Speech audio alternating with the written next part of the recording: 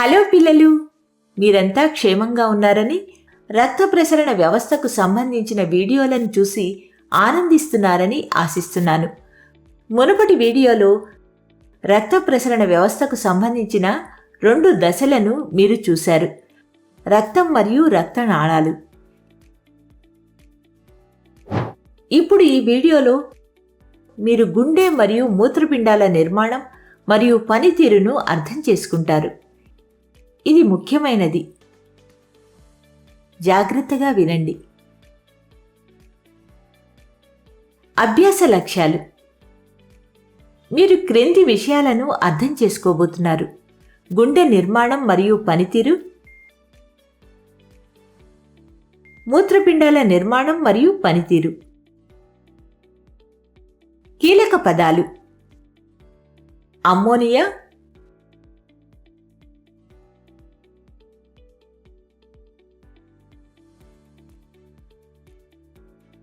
Dialysis,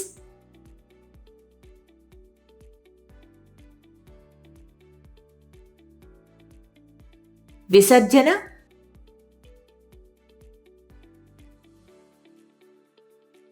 విసర్జన వ్యవస్థ, haemoglobin, హృదయ స్పందన, మూత్రపిండాలు, ప్లాస్మా,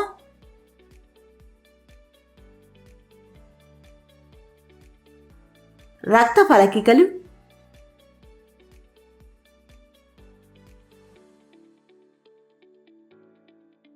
ఎర్ర రక్త కణాలు, స్టెథోస్కోప్, చెమట, యూరియా,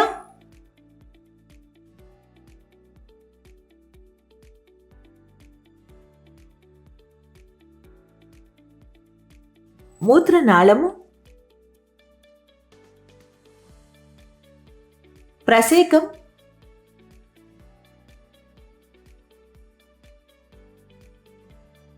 యూరిక్ ఆమ్లం,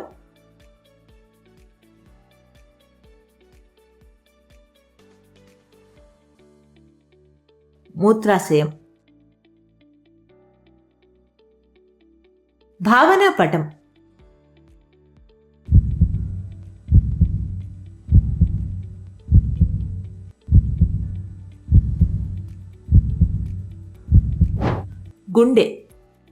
గుండె అన్నది తనతో పాటు పదార్థాలను తీసుకువెళ్లే రక్తాన్ని రవాణా చేయటం కొరకు పంపు వలె పనిచేస్తూ నిరంతరం కొట్టుకునే అవయవం.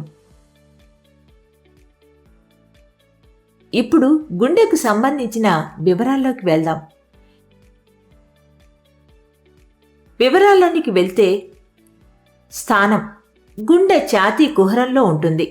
దాని దిగువ చివర కొద్దిగా ఎడం వైపుకు వంగి ఉంటుంది.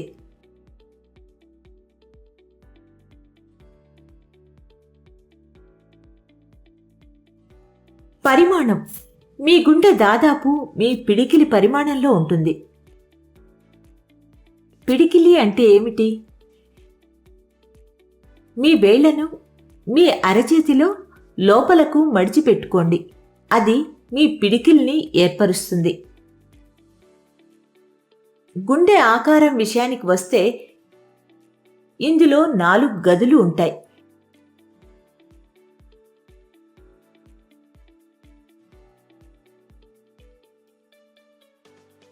కుడి మరియు ఎడమ ఎగువ గదులను కర్ణికలు లేదా అట్రియా అని,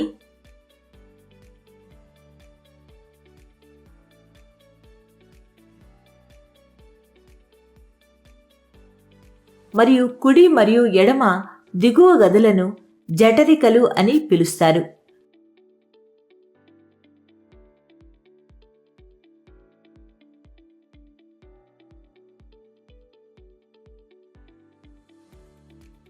ఆక్సిజన్ అధికంగా ఉండే రక్తం, కార్బన్ డయాక్సైడ్ అధికంగా ఉండే రక్తం ఎప్పుడూ కలవకూడదు.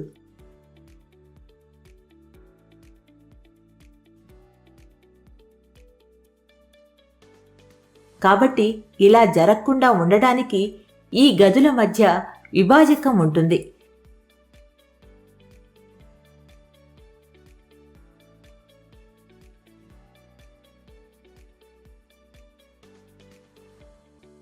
రక్త ప్రసరణ వ్యవస్థ పనితీరును అర్థం చేసుకోవడానికి బాణపు గుర్తులను అనుసరిస్తూ దీనిని చూడండి.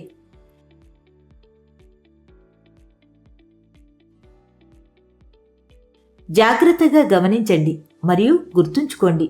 ఊపిరితిత్తుల నుంచి ఆక్సిజన్ పుపుస సిర ద్వారా ఎడమ కర్ణికలోకి ప్రవేశించినప్పుడు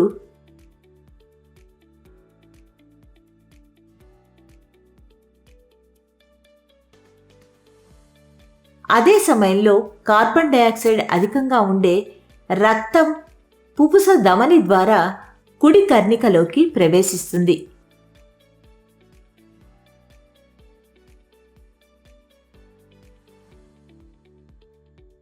కుడి మరియు ఎడమ కర్ణికలు రెండూ ఒకే సమయంలో సంకోచిస్తాయి.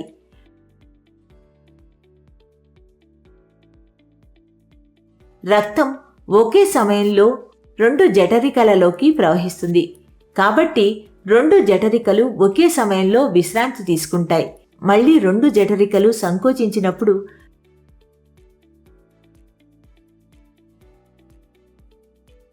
రక్తం అయోర్టా అని పిలువబడే బృహద్దమని ద్వారా అన్ని శరీర భాగాల్లోకి ప్రవహిస్తుంది. ఇప్పుడు శరీర భాగాలలోని కణాలన్నీ ఆక్సిజన్ను వినియోగించుకొని అవసరం లేని కార్బన్ డయాక్సైడ్ను విడుదల చేస్తాయి. అక్కడి నుంచి వచ్చే ఈ కార్బన్ డయాక్సైడ్ కలిగిన రక్తం పుపుస ధమని ద్వారా గుండె కుడివైపుకు ప్రవేశిస్తుంది.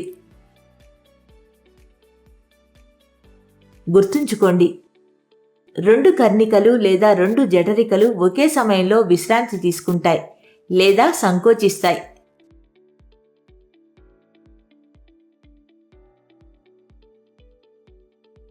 జఠరికల సంకోచం లబ్ శబ్దానికి కారణమవుతుంది మరియు జఠరికల సడలింపు డబ్ శబ్దానికి కారణమవుతుంది. కాబట్టి గుండె యొక్క ఒక సంకోచం మరియు ఒక విశ్రాంతి లబ్ డబ్ అనే శబ్దం రావడానికి కారణమవుతుంది. దీన్నే హృదయ స్పందన లేదా హార్ట్ బీట్ అంటారు. ఇది ఎలా జరుగుతుంది? గుండె సంకోచించడానికి మరియు విశ్రాంతి తీసుకోవడానికి కారణం ఏంటి? గుండె గదుల గోడలు కండరాలతో రూపొందించబడ్డాయి.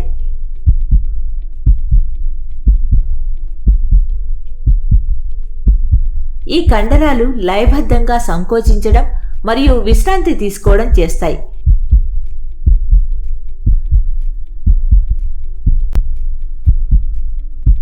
ఈ లయబద్ధమైన సంకోచం తర్వాత దాని సడలిక అనేది హృదయ స్పందనను ఏర్పరుస్తుంది.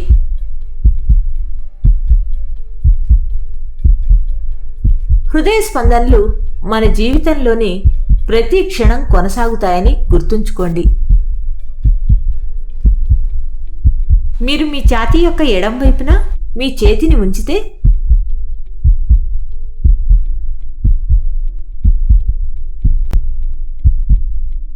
మీరు మీ హృదయ స్పందనలను అనుభూతి చెందవచ్చు.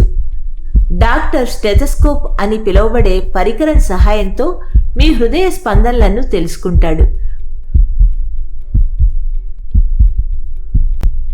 గుండె యొక్క శబ్దాన్ని పెద్దగా వింటకు వైద్యుడు స్టెథోస్కోప్ను ఒక పరికరంగా ఉపయోగిస్తాడు.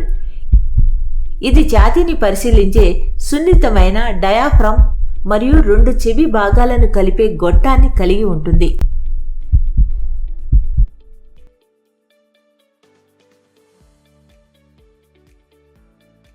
వైద్యులు స్టెథోస్కోప్తో వినడం ద్వారా మీ గుండె యొక్క పరిస్థితి గురించి వివరాలు తెలుసుకుంటున్నారు.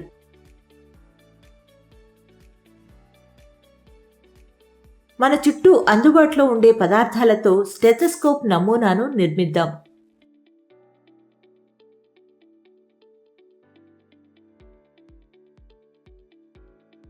కృత్యం 6 నుంచి 7 సెంటీమీటర్ల వ్యాసం ఉన్న చిన్న గరాటు తీసుకోండి.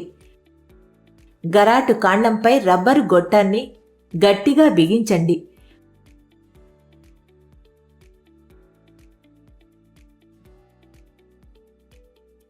గరాటు మూతిపై రబ్బరు పొరను సాగదీసి దానిని రబ్బర్ బ్యాండ్తో గట్టిగా బిగించండి.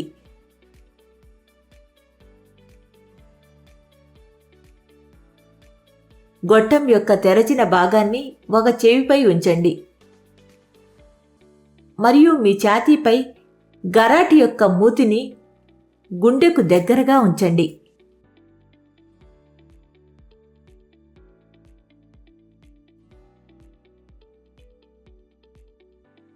ఇప్పుడు జాగ్రత్తగా వినడానికి ప్రయత్నించండి. మీకు క్రమం తప్పకుండా కొట్టుకుంటున్నటువంటి శబ్దం వినపడుతుందా? ఆ శబ్దం హృదయ స్పందనల ధ్వని. విద్యార్థులారా, ఇప్పుడు మీరు చేయవలసిన మరో ప్రయోగం ఉంది. మీరంతా సిద్ధంగా ఉన్నారా? మీ గుండె 1 నిమిషంలో ఎన్నిసార్లు కొట్టుకుంటుంది? 4 నుంచి 5 నిమిషాలు పరిగెత్తిన తర్వాత మళ్లీ లెక్కించండి. మీ పరిశీలనను సరిపోల్చండి.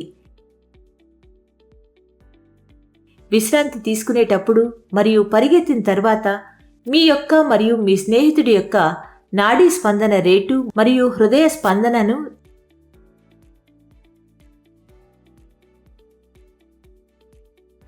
నమోదు చేయండి.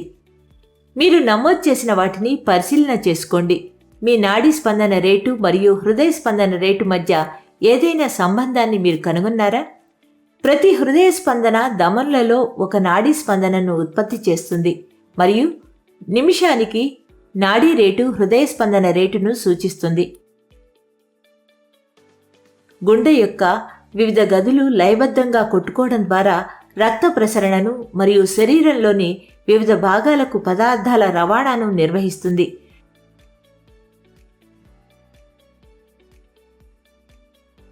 చివరిగా, ఇది మన హృదయం యొక్క పూర్తి చిత్రం. స్పాంజికలు మరియు హైడ్రాలకు కూడా రక్తం ఉందా అని మీకు సందేహం కలగవచ్చు. అవును, మీరు చెప్పింది నిజమే. స్పాంజికలు మరియు హైడ్రా వంటి జంతువులకు రక్తం లేదా ప్రసరణ వ్యవస్థ ఉండదు.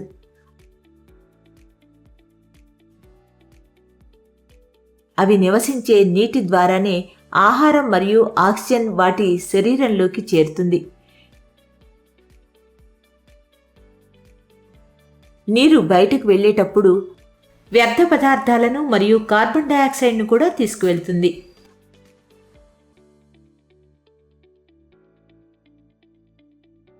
అందువల్ల ఈ జంతువులకు రక్తం వంటి ప్రసరణ ద్రవం అవసరం లేదు. ఇప్పటి వరకు కొన్ని వాయువులు, పోషకాలు, లవణాలు, నీరు మరియు వర్ణ ద్రవ్యాలను కలిగి ఉన్న రక్తం ఒక ప్రదేశం నుండి మరొక ప్రదేశానికి ఎలా రవాణా అవుతుందో మీరు చూశారు. లవణాలతో పాటు ద్రవ వ్యర్థాలు రక్తం సహాయంతో శరీరం నుంచి ఎలా బయటికి వెళ్తాయో ఇప్పుడు చూద్దాం.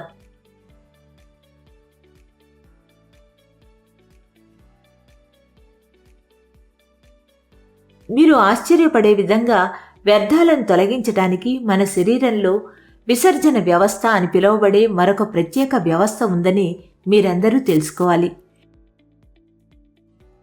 ఇది నిజంగా ఆసక్తికరమైంది. బాగా దృష్టి పెట్టండి. వ్యర్థాలు మన శరీరం నుండి ఎలా విసర్జించబడుతున్నాయో చూద్దాం. జంతువులలో విసర్జన ప్రక్రియకు వెళ్లే ముందు ఒకసారి గుర్తు చేసుకోండి. వాయు వ్యర్థమైన కార్బన్ డయాక్సైడ్ ఊపిరితిత్తుల ద్వారా శరీరం నుండి నిశ్వాస ప్రక్రియలో బయటికి వెళ్ళిపోతుంది.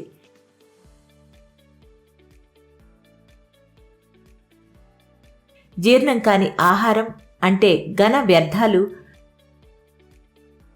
జీర్ణక్రియ సమయంలో విసర్జన ద్వారా తొలగించబడతాయి.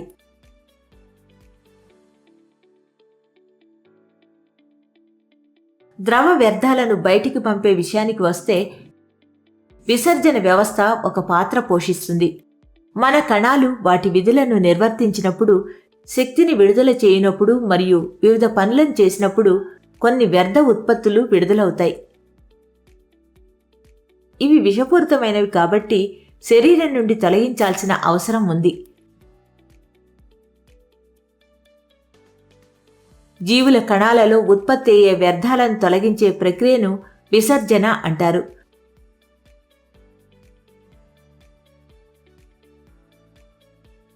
విసర్జనలో పాల్గొనే భాగాలు కలిసి విసర్జన వ్యవస్థను ఏర్పరుస్తాయి. రక్తాన్ని వడపోయటానికి ఒక యంత్రాంగం అవసరం.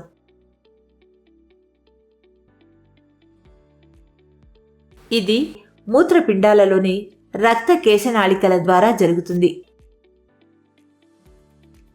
2 మూత్రపిండాలకు రక్తం చేరుకున్నప్పుడు అందులో ఉపయోగకరమైన మరియు హానికరమైన పదార్థాలు ఉంటాయి. ఉపయోగకరమైన పదార్థాలు తిరిగి రక్తంలోకి గ్రహించబడతాయి. నీటిలో కరిగిన వ్యర్థాలు మూత్రం రూపంలో తొలగించబడతాయి.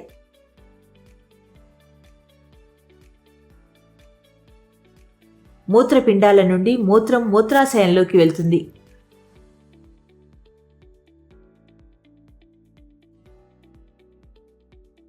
ట్యూబ్ లాంటి మూత్రనాళాల ద్వారా మూత్రం మూత్రాశయంలో నిల్వ చేయబడుతుంది మరియు ప్రసేకము అని పిలువబడే కండరాల గొట్టం ద్వారా బయటకు పంపబడుతుంది. మూత్రపిండాలు, మూత్రనాళాలు, మూత్రాశయము మరియు ప్రసేకము మూత్ర విసర్జన వ్యవస్థను ఏర్పరుస్తాయి. ఒక వయోజన మానవుడు సాధారణంగా 24 గంటల్లో 1 నుంచి 1.8 లీటర్ల మూత్రాన్ని విసర్జిస్తాడు.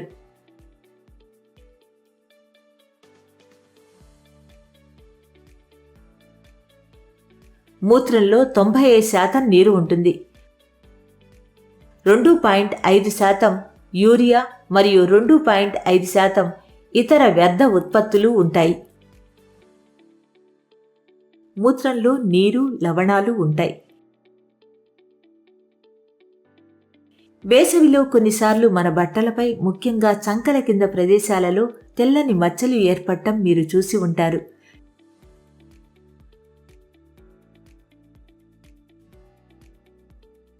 చెమటలో ఉండే లవణాల ద్వారా ఈ మచ్చలు ఏర్పడతాయి.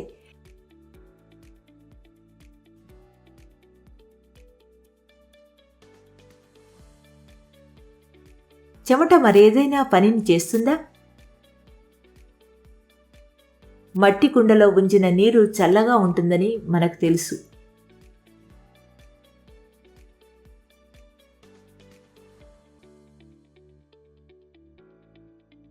ఎందుకంటే కుండ యొక్క రంధ్రాల నుండి నీరు ఆవిరైపోతుంది. ఇది శీతలీకరణకు కారణమవుతుంది. అదేవిధంగా వేడిగా ఉన్నప్పుడు మన శరీరాలను చల్లబరచడానికి మనకు చెమట పట్టడం ప్రారంభమవుతుంది.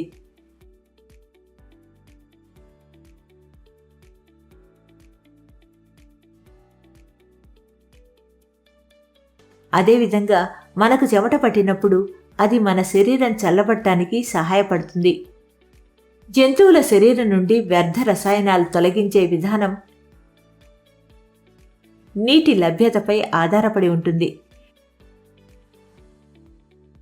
చేపలు వంటి జలచరాలు కణ వ్యర్థాలను అమ్మోనియా రూపంలో విసర్జిస్తాయి. ఇది నేరుగా నీటిలో కరిగిపోతుంది.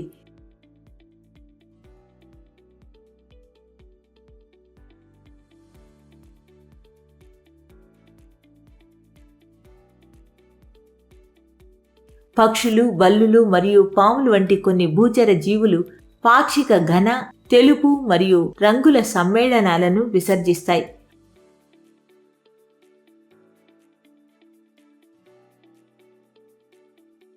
మానవులలో ప్రధాన విసర్జన పదార్థం యూరియా. కొన్నిసార్లు ఇన్ఫెక్షన్లు లేదా గాయం కారణంగా ఒక వ్యక్తి యొక్క మూత్రపిండాలు పనిచేయడం మానేయవచ్చు. మూత్రపిండాల వైఫల్యం కారణంగా వ్యర్థ ఉత్పత్తులు రక్తంలో పేరుకుపోవడం ప్రారంభిస్తాయి.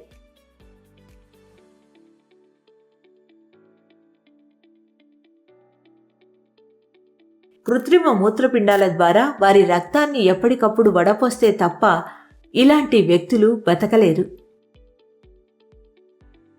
ఈ ప్రక్రియను డయాలసిస్ అంటారు.